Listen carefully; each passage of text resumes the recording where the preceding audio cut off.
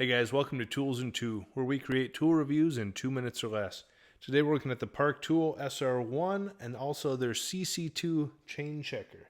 Now the SR1 is a chain whip for removing cassettes from the freewheel or from a hub of a bicycle. Kind of a tool you can't do without. You can use an old bike chain and a vice grip and kind of go kittywampus on it. This is a much safer way of doing it. You're going to do less damage and potentially not hurt yourself. So a nice tool to have around. And the CC2 chain checker. I've got these two combined because oftentimes the maintenance with these two go together. When you're pulling off a cassette, unless you're dealing with some freewheel damage and some repair you need there, you're going to be replacing the chain, and you should be replacing the cassette at the same time because they wear together. So the chain checker here, you can put it between a couple links in the chain, and you're going to be able to see how much stretch there is. A new chain is going to be between 0.25 and 5 on here.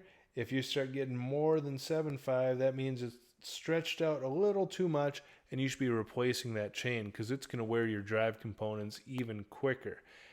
Now, once in a while, you're going to be replacing one or the other, but it's nice to have both tools so you can see if you're replacing a cassette, do you need to replace the chain, or maybe you're just changing the gearing and you can get by with just the change whip. You can play around with that, but nice to have the tools around. They're pretty simple, but they're pretty accurate and quick to use.